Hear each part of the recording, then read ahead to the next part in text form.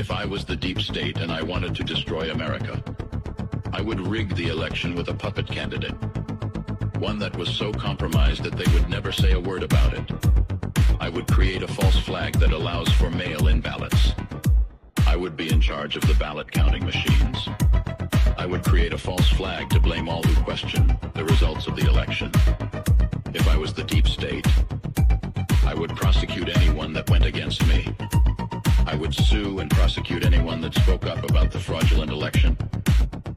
I would use my powers to shut down all your internet businesses and bankrupt you. If I was the deep state, I would make everyone an example why you should never question a Democrat ever winning an election. I would imprison my foes. I would use my corrupt DAs and blackmail judges to destroy you. I would make sure all crimes I ever committed never happened. I would prosecute my biggest competition. I would make sure they could never run for office ever again. If I was the deep state, I would convince everyone that Ukraine Nazis were good and women are men. If I was the deep state, I would own every politician that mattered. If I was the deep state, I would push my pedophilia ambitions on you. If I was the deep state, you'd question your sexual identity but not the medical establishment. If I was the deep state, you would fear to ever resist me. If I was the deep state, you would wish I was really the devil. If I was the deep state, I would say mission accomplished. Welcome back to the program. So I didn't get a chance to answer the comments yet on yesterday's video about Tim Walz and all that. I promise that I will do that later tonight. So please go back and check for my replies. But today's video is going to be an instructional based video. You know, when the left tells you who they are, you need to be able to listen to them because they're not trying to hide it anymore. They've been telling us who they are for a very long time. Our issue and our problem is that the prostitutes in the media are refusing to report on the real motives behind who they are and what they believe in, right? We have to find out through our own ways. We have to find out through other means and other media. So the first thing I want to talk about is the word forward. Now, this is something that I touched on in 2014, okay? Way back when, and this is when, of course, Barack Obama was running for president. He ran in 2008, and he ran on being a what? A change agent. Well, gee, what kind of change was he actually looking to do for America? All he said was what? Yes, we can. Well, yes, we can what? Turn the country into what? Okay? The media didn't do its job. The media said, oh, look, here's a black guy who's running for president. We've never had a black president before, so let's just ignore all of his communistic, socialistic ties, Reverend Wright, William Ayers, all that stuff. Forget all that stuff, and we're just going to make sure that the American people vote for him, and we're not going to say and tell you who he is and what he's all about. So anytime someone runs on the word change, they're likely a communist. And you can look through history that when people run, when candidates and things like that run on that word in particular, they don't give you specifics. They just say, it's time for a change. A time for a change is code for socialism, Marxism, totalitarianism, communism, whatever ism you want to put there. Okay? Now, when Obama was selected, let's call it what it was, he then was reselected again in 2012. So if you didn't vote for him the first time, you were a racist. If you didn't vote for him after he failed for 4 years, now you were a really big racist, right? Because how could you not vote for the first black president for not just one time, but 2 opportunities? So what did he do in 2012 when he ran? He changed from change we can believe in to a simple one word. Forward. Interesting, isn't it? What does forward mean? Well, if you look at it from a historical standpoint, forward has been used by communists and socialist regimes throughout history, okay? So here, let's go full screen on this one. So you can see here that it says the Great Leap Forward. This was Mao Zedong, who used the word forward in the Great Leap Forward because he wanted to go forward into communism. okay? Next to that, you have the poster for the Bolsheviks. And what that says essentially is about revolution, but it essentially means forward to communism. Okay? That's what that poster that you are looking at means. Underneath that, you see the word Wohlwärts. Well, what was the word Wohlwärts? Wohlwärts was the Nazi youth, and what their calling card was when they would call for revolution. They would put their fists in the air, as you can see here in the image with Adolf Hitler to the side and the young, brainwashed youth with their fists up, giving the Herr Fuhrer all of their praise and attention like he's some type of mythic god. And they're screaming, Vorwärts, Vorwärts. Well, the translation of that means forward, forward. Now, you'll look, and I use a little humor because why not? It's fun to do. But you'll notice that there's Barack Obama's 2012 poster, logo, whatever you want to call it, and you can see that it says the word forward. Now, of course, I made the little joke, we're going forward, all right. We're in deep. We're not in deep enough yet. But then right underneath that, you'll notice that it says MSNBC, and it says what? Lean forward. So even the network of MSLSD is telling you we believe in communism. We believe in socialism and communism and Marxism and totalitarianism, and we're even using it in our logos. But not just that, the President of the United States used this as a calling and a logo to run for president in the United States. Is it clicking yet, folks? Do you understand what is happening? They are telling you exactly what they are all about. Now, the next thing I want to talk about is this, okay? If you notice Barack Obama, you'll notice something about his logo. Then you'll notice something about the Biden-Harris logo. And then you'll also notice something about the Harris-Walz logo. Let's go full screen here so that you can see for yourself. What do you notice in these images? First is Obama's, then you see Biden and Harris, and then you see Harris-Walz. Do you notice anything in this logo that you see in all three? I'll give you a few seconds to think about it. Okay, time's up. Coming back to me now. What you will notice is the three red lines, or the three red banners. Now, this was pointed out to me a while back. I kind of forgot about it, and I'm bringing it back up because of the word forward and because of the Joy campaign and all the other things, because it's reminding me of who these people are. So in case you didn't know, I'll give you some background. The three red banners, or the three red lines, okay, that you saw in every single one of those logos for their campaigns, it's a Chinese communist logo. The three red banners was an ideological slogan and logo in late 1950s, which called on the Chinese people to build a communist state. The three red banners, also called the three red flags, consisted of the general line for communist and socialist construction, including the Great Leap Forward and the People's Communist Movement.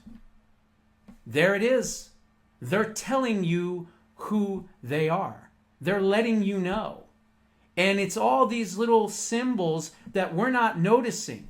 The majority of people have no idea what any of this stuff means.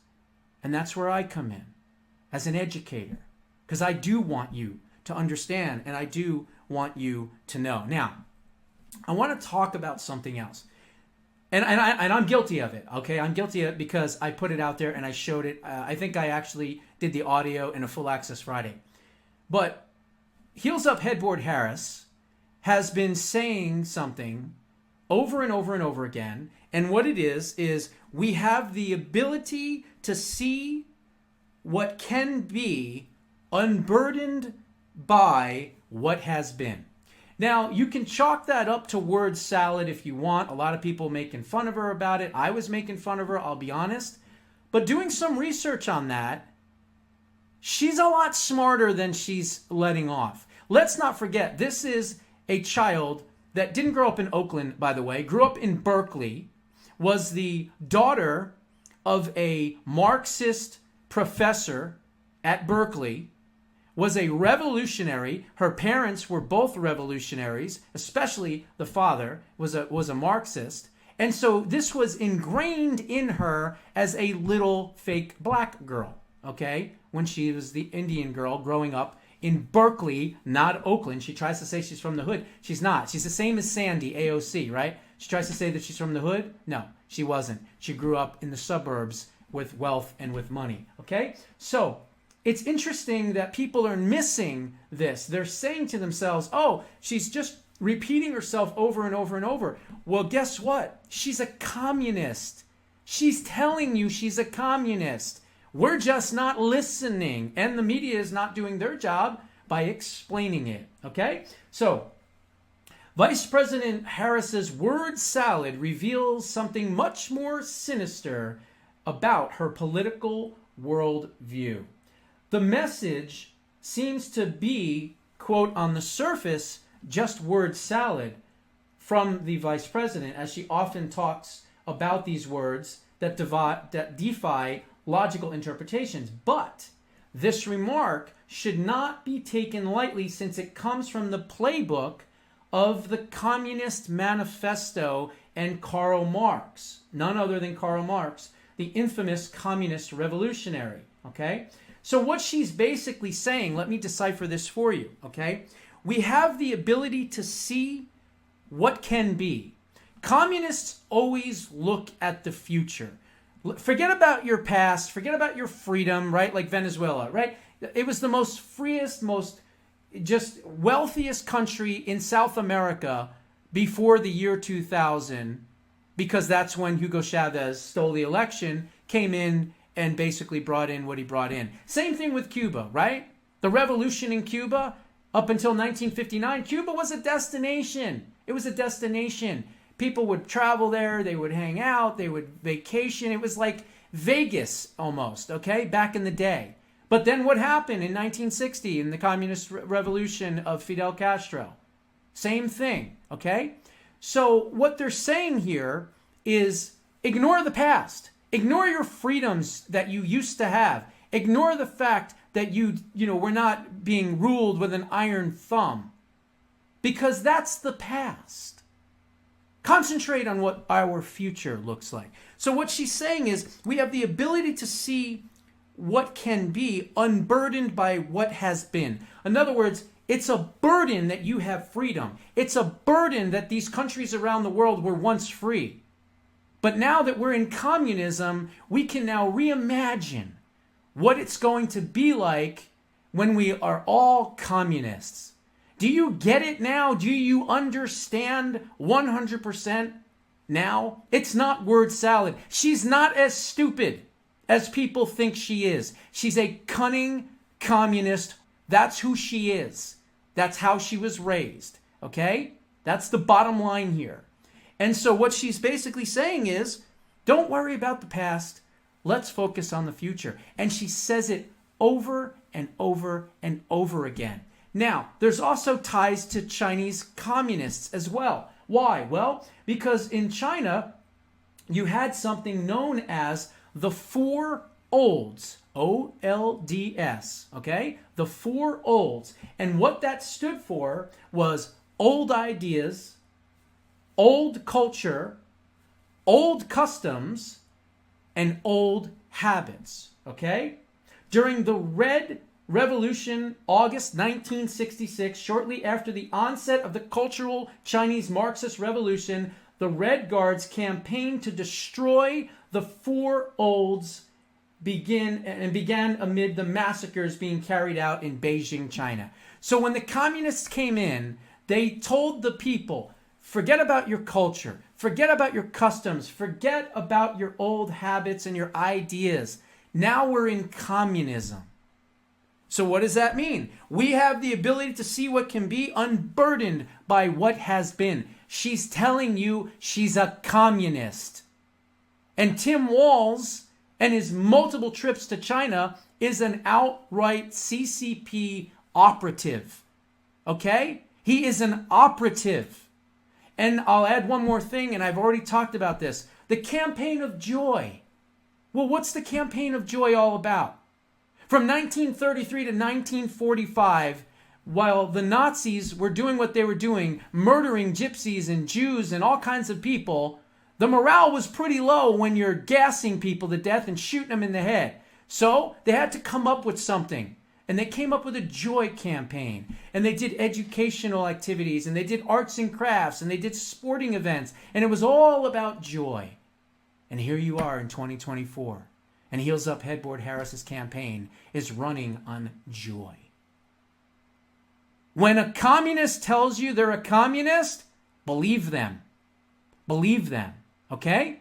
Now, it's vitally important that this video goes everywhere. So I am going to put it on the home page.